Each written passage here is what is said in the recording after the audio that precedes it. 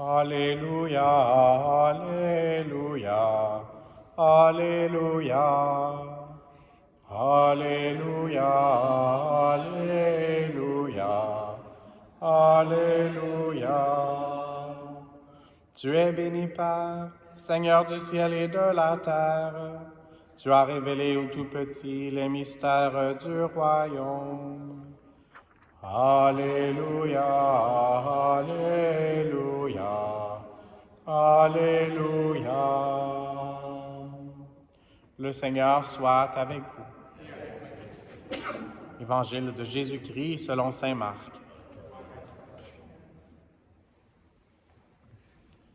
En ce temps-là, comme Jésus était dans une maison, arrivent sa mère et ses frères.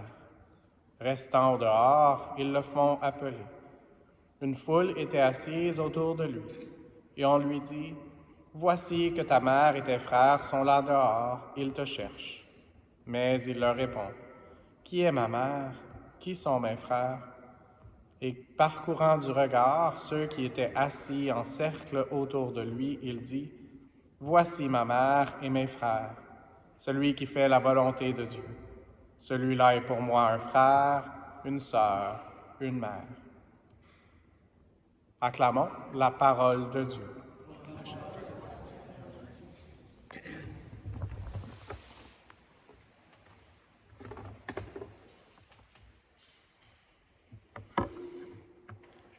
Ça fait du bien d'être de retour alors que j'étais avec ma communauté et ensuite avec un autre type de communauté, l'équipe de hockey avec laquelle je joue de façon régulière ici habituellement les vendredis, qui sont autour de l'ambassade américaine, donc des attachés militaires de l'ambassade américaine. Et aujourd'hui, la première lecture me faisait penser d'une façon spéciale à un événement sportif. Et donc, je vais amener ça dans un contexte spirituel. Mais donc, je suis de retour de Philadelphie, où on avait la Hockey Diplomacy, donc la diplomatie par une joute de hockey. L'ambassade américaine au Canada contre l'ambassade canadienne aux États-Unis. Je pense que le père Kevin a déjà parlé un peu des résultats, donc je ne rementionnerai pas ça. Mais dans la première lecture, ça m'a fait penser plus même au football qu'au hockey. Certaines expressions qu'on a entendues, des cris de joie ou danser. Et on sait qu'au football, il y a des cheerleaders ou bien les ovations. Et aussi de toutes ses forces. Quand il y a des gens qui sont des fanatiques, souvent c'est ce qu'ils font. Et pour nous, nous sommes appelés à être fanatiques du Seigneur, qui soit vraiment au centre de toute notre vie. Et même dans la première lecture, une autre chose qui me faisait penser aux événements sportifs, c'est la galette de pain, un morceau de rôti et un gâteau de raisin. Et pour ceux qui ont la chance d'avoir assez d'argent et qui vont à un événement, ils peuvent s'acheter quelque chose et ça coûte les yeux de la tête. Mais on est ici aujourd'hui dans cette merveilleuse église où on a une statue de David, celui qui dansait en face du plus important. Et pour nous, on a encore plus important parce que David, il était avant la venue de Jésus-Christ et nous sommes en présence de Jésus-Christ. Nous avons sa présence réelle dans le Saint-Sacrement, dans l'autel, dans le tabernacle. Et dans un moment, nous-mêmes, nous allons le recevoir dans son corps et son sang, son âme et sa divinité. Et donc, on devrait être exubérant de notre joie. Et je ne suis pas ici pour encourager d'imiter tous ces comportements qu'on a entendus dans la première lecture.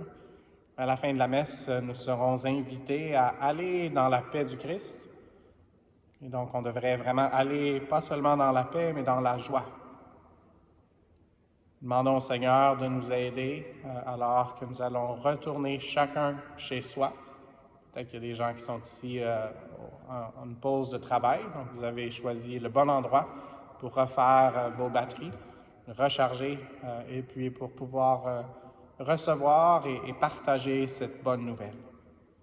Demandons au Seigneur, celui qui remplace les holocaustes et les sacrifices de paix, comme on l'a entendu dans la première lecture, de nous aider vraiment à recevoir la puissance de l'Esprit Saint, comme Élisabeth avait été touchée par l'Esprit Saint alors qu'elle a rencontré la Sainte Vierge Marie et elle-même a crié ou a utilisé d'une voix forte, elle a dit les merveilles du Seigneur.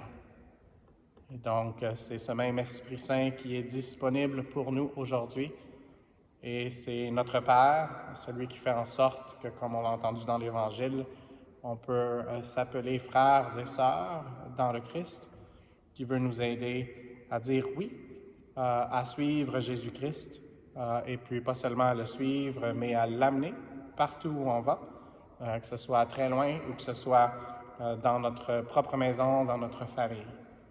Et donc, demandons l'intercession de la Sainte Vierge Marie aujourd'hui, nous aussi, de partir en hâte, après avoir reçu son corps et son sang, et avoir hâte de rencontrer des gens pour pouvoir partager cette bonne nouvelle, et puis qu'ils puissent avoir un débordement de cette joie, la joie de le recevoir dans les sacrements, qui puisse faire une différence aux gens qui sont autour de nous, à notre prochain. Seigneur Jésus, merci de nous donner la Sainte Vierge pour nous aider maintenant en tant que pas seulement ta mère, mais notre mère, pour pouvoir déborder de joie et d'allégresse. Amen.